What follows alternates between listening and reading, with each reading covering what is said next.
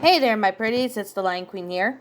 Now, today we are going to be doing a different review, and this is going to be another video game review. Now, this is a zombie one, and I don't think I've done a zombie one yet.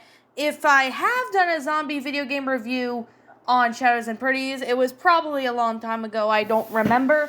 But today, I am going to be, well, my chair's squeaking, so pardon me about my chair squeaking, but anyway, today we are going to review the first game of this certain series, and that is called Dead Rising. Now, this is the first game I'm going to be reviewing, but I also will be reviewing the sequel, the sequels of it. But here's the thing.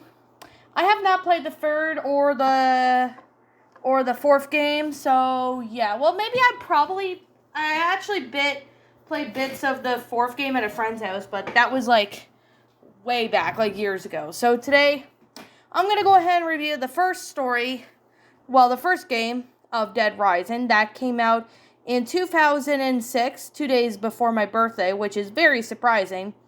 And Dead Rising has been a series for a long time. Of course, Capcom basically is the same people that play, that made the Resident Evil games. Yeah, they're the same they're the same, company that played, Resident Evil. So, anyways, I guess with that being said, the development of this game was like around 2005, and they were originally going to release it in 2005 in November, but since they couldn't make the deadline, they ended up pushing the game release till 2006, which was pretty much almost a year after. So, let's get started with this, shall we? So, basically, this plot of this story is a photojournalist named Frank West when he becomes trapped into a zombie-infested mall called the Mall of Willamette. So basically, it takes place in 2006, where Frank West is alerted by a source that something is happening in the town of Willamette, Colorado. Flying to town with the helicopter pilot Ed, he learns that the town is subject to a military quarantine and observes several violent incidents throughout the town. He gets dropped into the Willamette Parkview Mall helipad after he asks Ed to return in 3 days. So after Frank arrives at the mall, he learns that the quarantine is due to the zombie outbreak and the mall is breached, forcing Frank to take refuge into the mall's security room with the help of janitor Otis Washington. However, he travels into the mall with the help of Agent Brad Garrison in a firefight against an unknown assailant.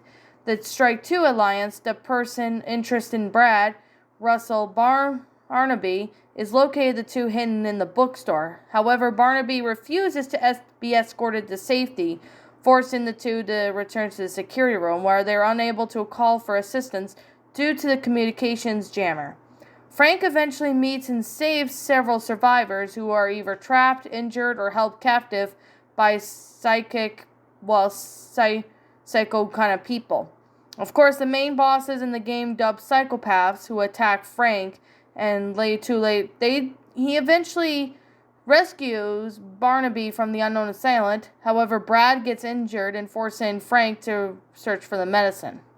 So after his search, he finds the medicine is required to save Brad is in the supermarket, but an angry mad manager named Steve, holding a captive woman he met during the mall's breach.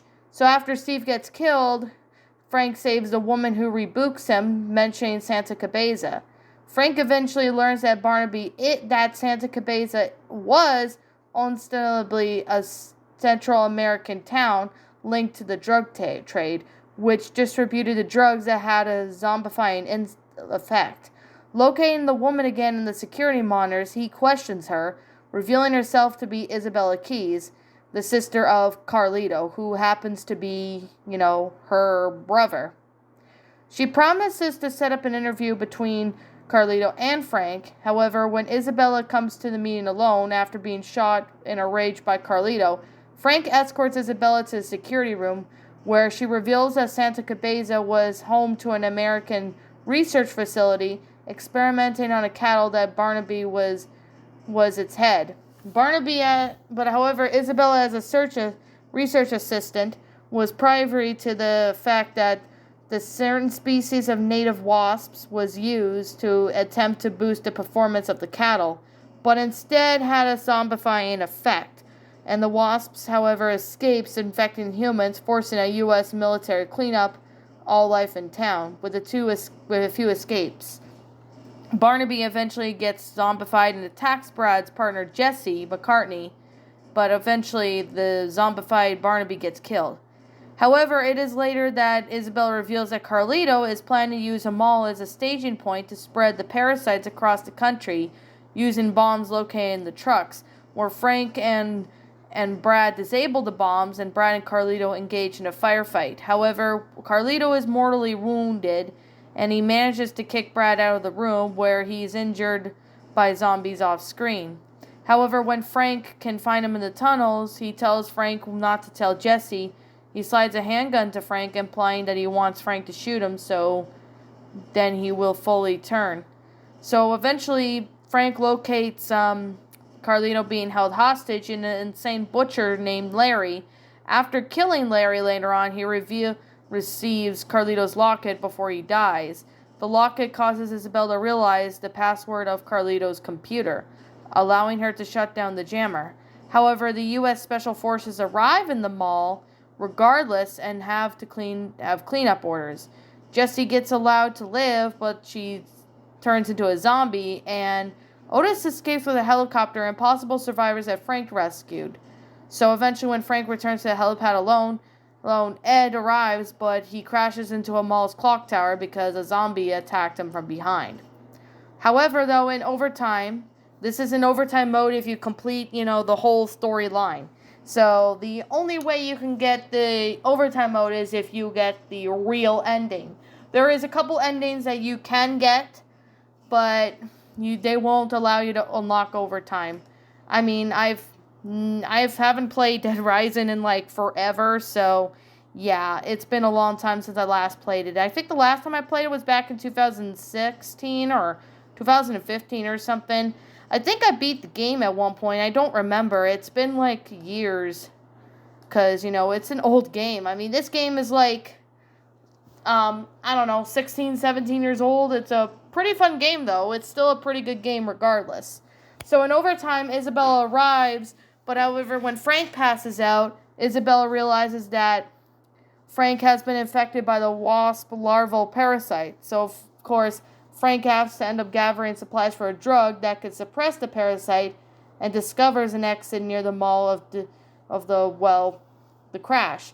So eventually Isabella learns from Carlito's computer that he has manufactured the drug before and used it on 50 infected orphans, spreading them across the country. However, when they exit out of the mall, Frank encounters the cleanup operations commander Brock Mason, who also commanded Santa Cabeza's operation.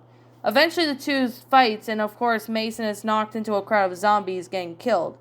However, later on, Frank and Isabella escape Willamette, but however, Isabella is taken into custody as the perpetrator of the incident. However, Frank manages to report on the incident and Santa Cabeza, but the truth of Carlito's orphans remain unknown. However, though, there is alternative endings to it, so we'll get started with those.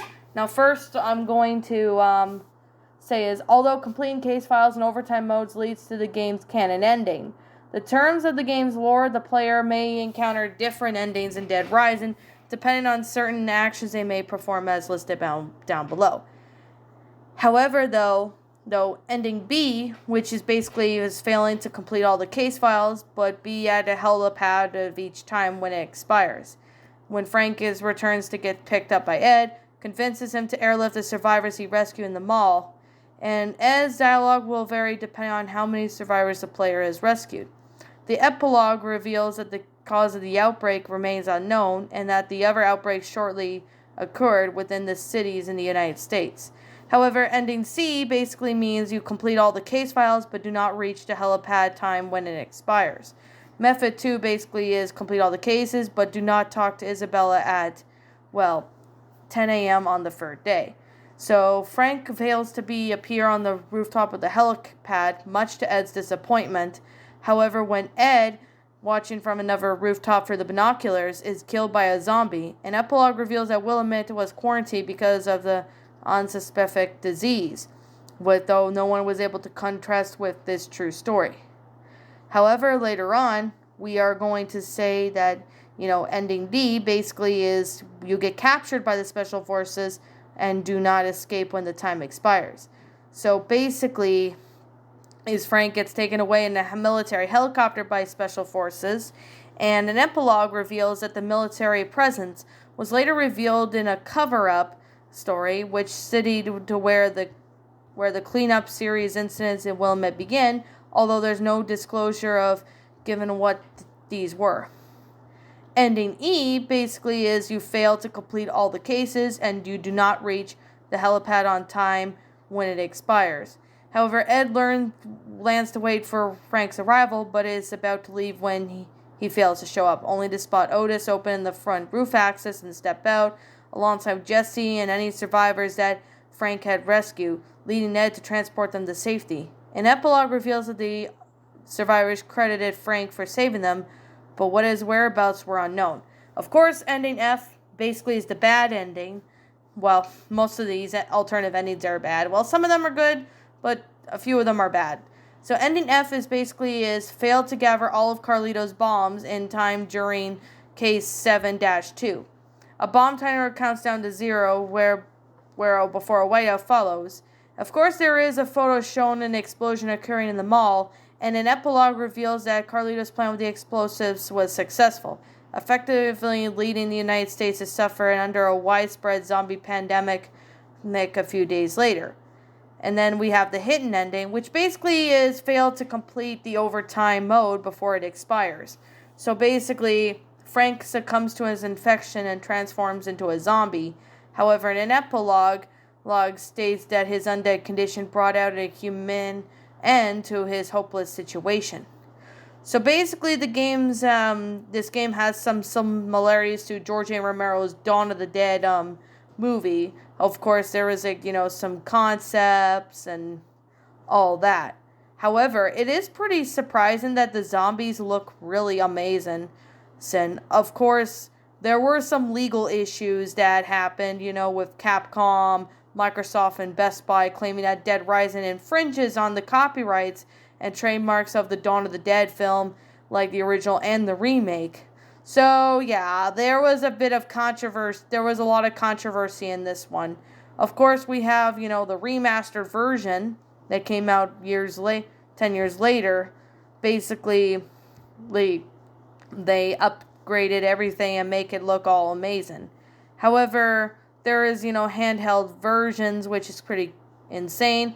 Of course, we have the Wii version called Chop Till You Drop, which, yeah, it's basically kind of like really something that I didn't really understand. But, yeah, anyway, with that being said, I honestly really like Dead Rising. I mean, I haven't played the game in a long time, but it has a really good concept of, it reminds me of Dawn of the Dead and Day of the Dead because, well, just Dawn of the Dead, the original and the remake, because although they did face some, controversy seeing it, I can definitely say it's still a very fun game with the storyline. I mean, it's pretty interesting how you can use, weapons against zombies and you go in this mall.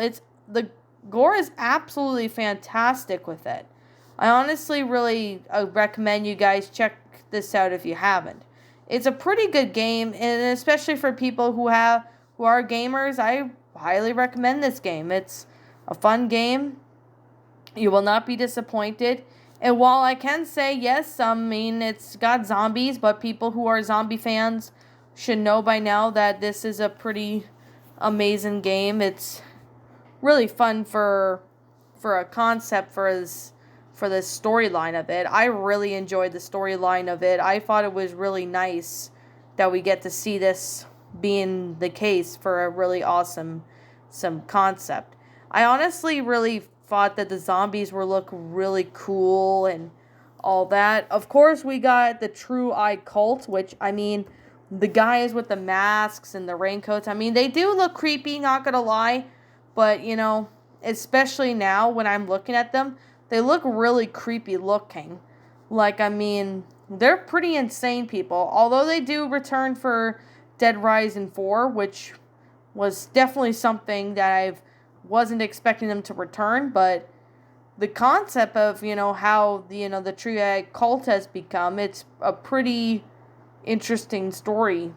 Especially, I mean, we don't get much about it, of why it was formed and all, but we do get a little bit of snippets of hints of, what the, True Eye cult is, and that I'm surprised the zombies hadn't even tried to, attack them from behind with all that costume and that on.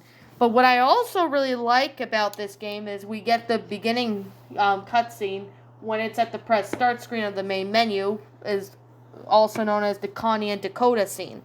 Basically, it basically takes place the night before Frank West arrives. Like, it takes place the night before Frank arrives in Willamette to do what he had to do, just like what I said in the storyline, basically talking about more about it. Now, I will be reviewing Dead Rising 2 sometime. I'm hoping I can review Dead Rising 2 pretty much hopefully soon, but I'm not too sure though. So yeah, I can definitely say right now that it's still a pretty good storyline for what it is. I do like the concept of the first game. I thought it was a really good storyline. I enjoyed it. I thought it was really good. And with the concept, I honestly still thought it was really funny. Like, I mean, it was fun. I mean, the Survivor characters were really well made. The voice acting was pretty well done. And, well, despite the legal issues the game had, and yeah, I mean, there was a bit of controversy over that. But despite that, I still thought it was a pretty good story. I mean, I don't know if the Mall of Willamette really truly exists, but this probably might be maybe something fictional. But if anyone wants to let me know if the Mall of Willamette or the city of Willamette in Colorado is real or whatever, or if it's fictional, comment what you think in the comments below, because I always wondered if, Willamette's actually a real city in Colorado, because, well, it's mentioned in Dead Rising, so I've been always curious as to wanting to know.